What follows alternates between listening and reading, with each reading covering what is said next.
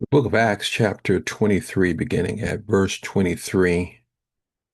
Today's message: God's providential protection. When the commander Claudius Lysias learned about the Jews' plot to kill Paul, he needed to protect Paul from being assassinated while he was in his custody due to Paul's Roman citizenship. In verse 23, I want to unfold for you God's providence through unexpected people.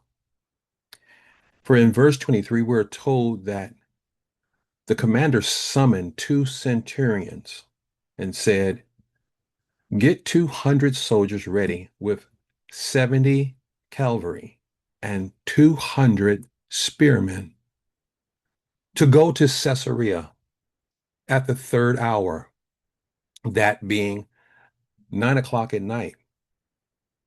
Also provide mounts." Now, these mounts are riding horses to ride so that Paul may be brought safely to Felix, the governor. Here we see God's providential protection for Paul. The commander Claudius Lysias was in charge of 1,000 soldiers in Jerusalem. Now, Paul being a Roman citizen, Claudius Lysias was responsible for keeping Paul from being assassinated by over 40 Jews who wanted Paul dead. So, not taking any chances, he supplied 470 troops that consisted of soldiers, cavalrymen. These are men who fought on horseback, spearmen, and a horse was given to Paul to ride as a safety measure to ensure that if he is attacked, he could get away.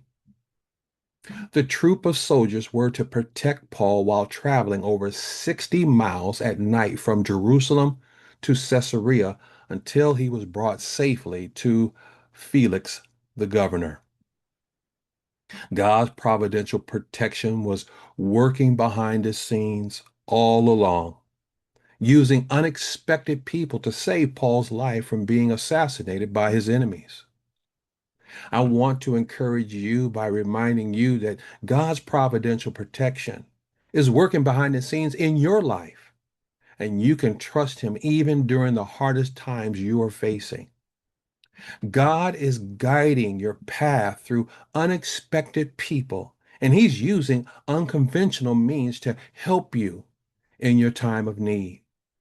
Our God can do all things but fail, and you just need to have faith in His providential protection. Next, in verses 25 through 30, I want to show you God's providence through a letter. Claudius Lysias writes an official case of appeal letter to the Roman governor Felix. He begins the letter with a greeting of respect. He says, "To the most excellent governor Felix, greetings." When this man had been seized by the Jews and was about to be killed by them, I arrived with my troops and rescued him because I learned that he was a Roman citizen. Now, as I read this, I realized that honesty isn't Claudius Lysias' strong suit. He's only telling a partial truth to Governor Felix. He did summon his troops to rescue Paul from being killed by the Jews. But what he failed to tell the truth about was that he only discovered Paul was a Roman citizen after he illegally had him tied up and was about to flog him during his interrogation. He wouldn't dare tell Felix about his, you know, wanting to beat Paul to get answers from Paul. No, he wouldn't do that. He wouldn't tell him this because it would violate Paul's rights as a Roman citizen, since all Roman citizens are considered innocent until proven guilty. and it was illegal to beat them without having a trial and being found guilty. So the commander is trying to show himself in a very good light. The commander goes on to say in his letter, picking up at verse 28, he says, wanting to know the charge they were accusing him of, I brought him down before their Sanhedrin. I found out that the accusations were concerning questions of their law, meaning their Jewish religious laws, and that there was no charge that merited death or imprisonment. I want you to see what he just said in this letter to him. Claudius is proclaiming Paul's innocent. Verse 30.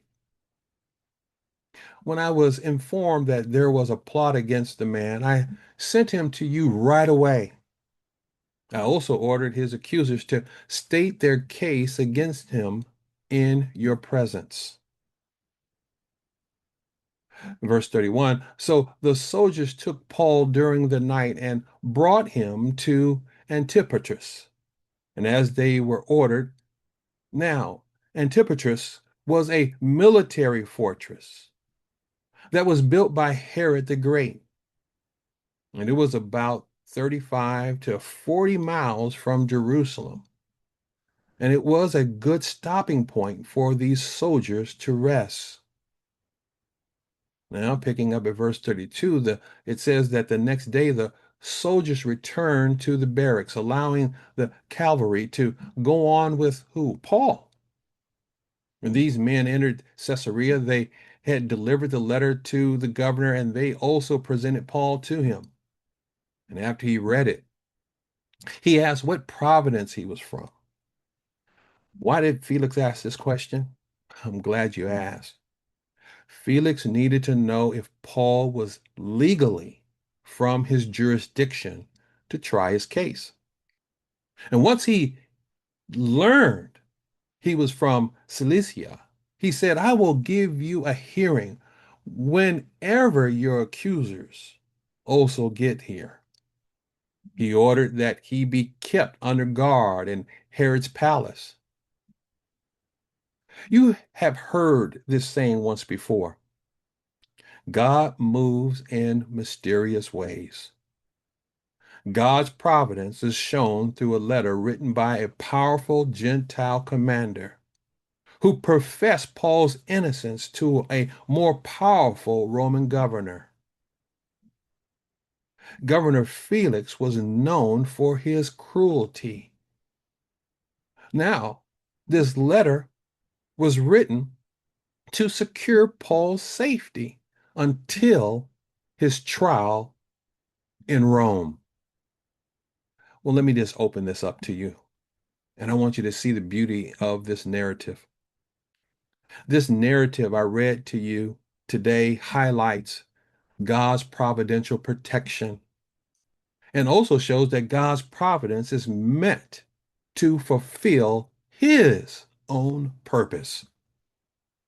When Paul was escorted by troops to Caesarea, he spent 2 years in a prison in Rome, where he was able to share the gospel with kings, fulfilling what the Lord had said 20 years earlier, that Paul was his chosen instrument to take his name to the Gentiles and kings, according to Acts chapter 9, verse 15.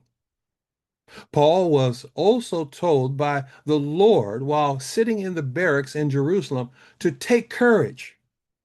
For as you have testified about me in Jerusalem, so it is necessary for you to testify in Rome. Acts chapter 23, verse 11. God's providential purpose was fulfilled as Paul testified before Gentile governors Felix in Acts chapter 24 and Festus in Acts chapter 25, as well as before King Agrippa in Acts chapter 26. Then Paul was sent to Rome, and while in prison and chained to guards, he continued to testify about Jesus Christ. And additionally, when Paul writes his letter to the church at Philippi, at the end of Philippians chapter 4, specifically at verse 22, Paul sends his greetings to the saints belonging to Caesar's household. Now, Caesar's household would be members of Caesar's family, princes, judges, soldiers, custodians, cooks, many of whom were led to Jesus Christ because Paul was there testifying about Jesus Christ. You know, God will allow you to go through some adversities to fulfill his purpose for his glory.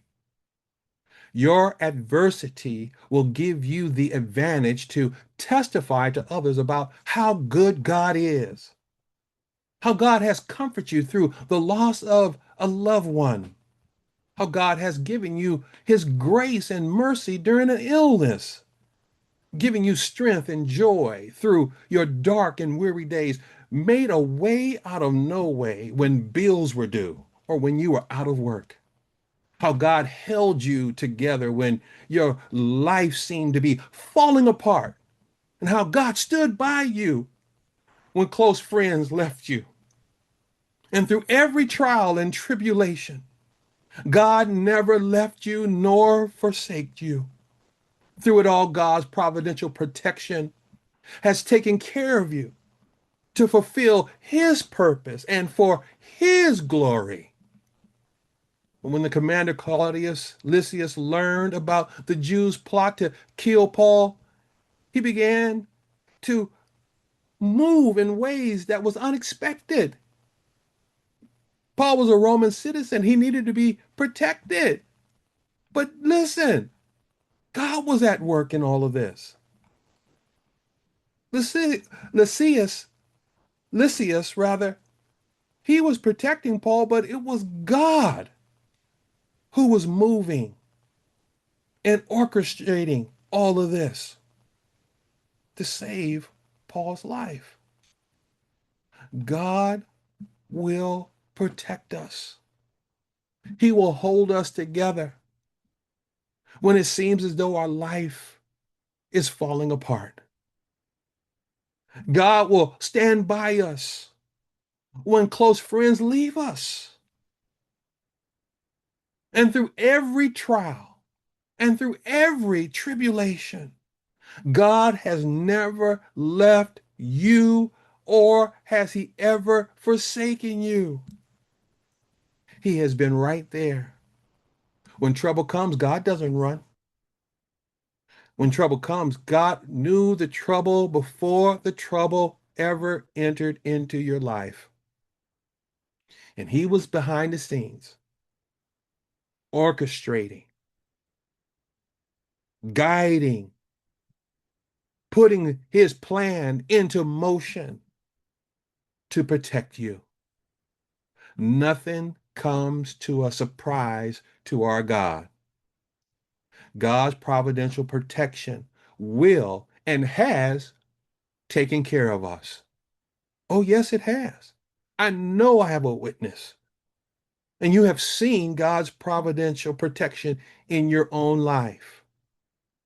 Many of us can say that we would have been dead, lying in the grave, if it had not been for God on our side. God has been closer to us than a brother. He has been guiding every walk of our lives. God's providential protection has been taking care of you. He has been taking care of me. He does this to fulfill his purpose for his glory. When you found yourself up against the wall, God was up there taking care of you and holding you up when you felt that you wanted to fall. God's hand is upon your life. And I want you to know that you can be encouraged no matter what you're going through, what you may be facing in the future.